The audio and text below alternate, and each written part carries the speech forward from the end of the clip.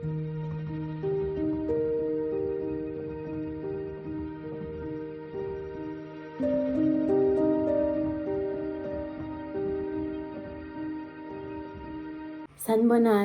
molweni, and welcome to Umthunzi, the shade. Yay. So we are in episode 3. And if you don't know me, I am Thandiswa and I am your host. Our space is a space where we just pause, we have difficult conversations, we have conversations that move us forward, and we just hold space as we navigate this thing called life. And today, as the title says, we are speaking about freeze, which normally manifest as procrastination. Yes. And I know that almost every one of us, we struggle from procrastination one point in our lives. And if you've overcome that, shayeli zandla. Okay, let's get into it. This is close to my heart because, yeah. And if you don't know me, I'm an occupational therapist. If you don't know me, always be Sanibonani, molweni, and welcome to Umthunzi, the shade.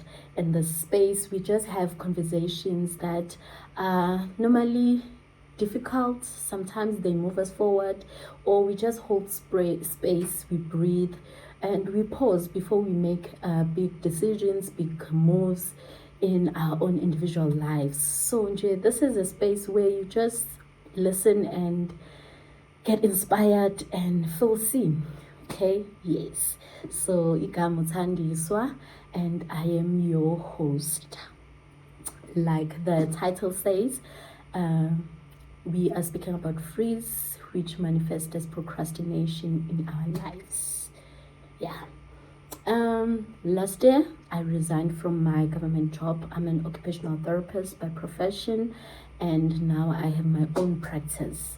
And what I'm about to talk about is not like the whole thing that happened. It was just part of what happened, and it had an impact in how I showed up and how I was functioning as a self-employed professional. So when I resigned, I had been working in government for almost 9 years, and I resigned because I felt like now I wanted something different. I wanted freedom. I wanted to be my own boss and shit. And because it's something that felt right, my expectations were it's gonna be easy. Boy, did I lie to myself. And when I now resigned and I was now faced with the to-do list, the planning, the execution, and everything that concerns my businesses, I found myself struggling. I would struggle with my deadlines that I had set for myself. I would struggle with sometimes doom scrolling. I knew that I needed to maybe write a proposal or do whatever. Some other things are just examples. Do whatever. And I'll find myself doom scrolling. I'll be on TikTok for hours, and sometimes I'll just be in bed and anything to avoid what I knew I needed to do and I wanted to do, and what I knew would move my life to where I wanted to be sharp. And it was frustrating because it was as if now I am not motivated, I am lazy. And to a certain extent, I would even question whether I made a right choice, because like you are new in full-time self-employment, you should be excited, you should have energy. So why are you not doing the things that you and yourself you chose? It didn't make sense.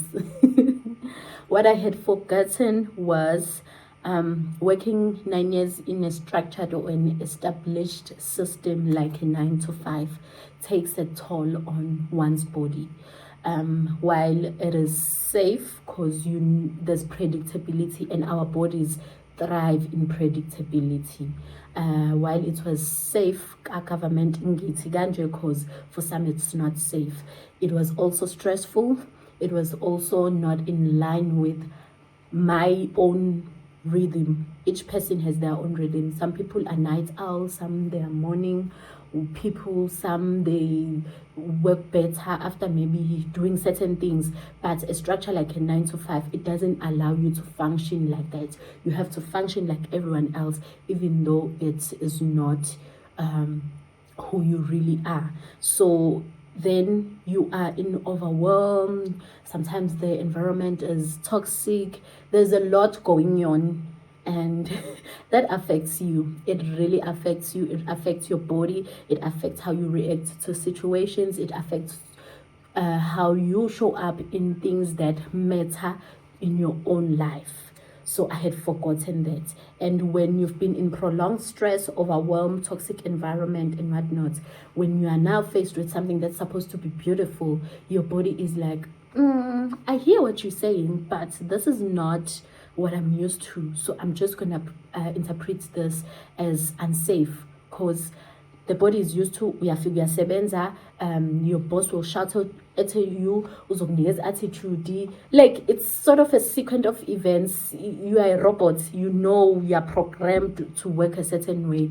But now when you are self-employed, you are the one who's driving everything. You are the one who's responsible for the benefits. You are the one who's responsible for paying your bills. Where else, that side, you know, even if I underperform, my salary is o'clock, especially the government, and you know I'm telling the truth.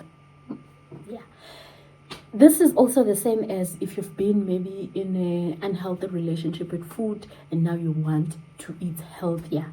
Whether you want to gain weight or lose weight, it happens. It's the same. You find yourself in a state where we call it freeze. Freeze, it's when you know what you want to do, and highlight want, because it's something that you're not forced. It is almost every time your choice. You know what you want to do, but for the life of you, you cannot push yourself or motivate yourself or discipline yourself enough to do it. So it is like your body is pulling you this direction while when are you going the other direction.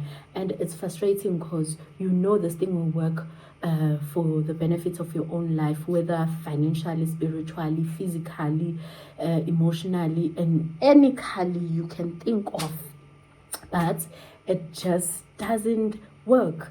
So like I said, you have now entered a free state because you were in constant overwhelm, constant stress, constant just surviving, and now you want to thrive. So the body is like, okay, we are changing, and I see that this change is good, but what if I don't finish the course? What if I fall off the wagon? What if my business fails? So if there is no evidence that this thing is going to fail, and you haven't reassured your body, and like there is no predictability, the body will say, nah, this is not gonna work for me. And then you find yourself procrastinating, not because you are lazy, not because you didn't plan enough, not because you are not skilled. It is just that the body is not seeing the vision yet.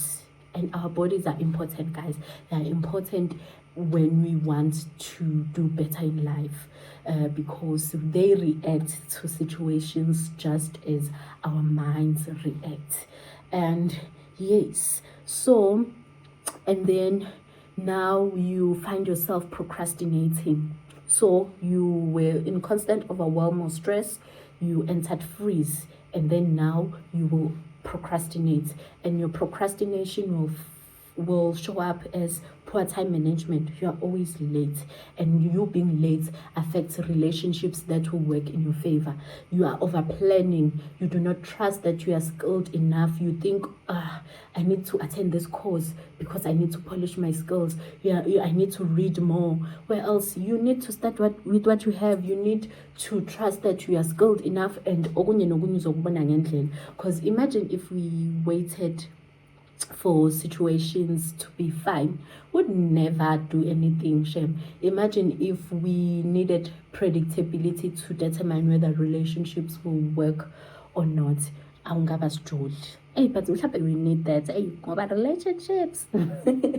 Yeah. So now you overplan, you self-sabotage, you start things and you don't finish them because your body is saying pause. I just want you to reassure me. This is unfamiliar for my system. I need you to sort of do things differently because now you are moving into a different system, but you want to use systems from a previous programming that was not working for your body. And if you are unfortunate enough, you can even get sick. Every time when you need to commit to exercising, you fall sick. Have you ever asked yourself why? It is because the body is trying to protect you, and unfortunately it's protecting you from something that will work in your favor. Sometimes I will correct. I'm joking, but yeah. And then, so how do you then move out of this freeze procrastination state? Like I've always said in my videos, we are not fixing. The body cannot be fixed, because if you think your body needs to be fixed, you are sending a message that it is a problem, there's something wrong with it. You just need to show it that it is safe for you to leave that toxic relationship. You just need to show your body that it is safe for you to commit to a diet and exercise plan. You just need to show it that if we stay a little longer in building this business, we are going to live the life that we've always wanted to live. Because there's that small thing, man, this life that I'm living, it's not for me. But you need something that will align with that small voice so that it comes to fruition. Disclaimer, I'm not giving you a sign to resign from your job. I know there are so many of us who feel that nudge of resigning, but there are so many other factors that needs to be considered. Okay, sharp.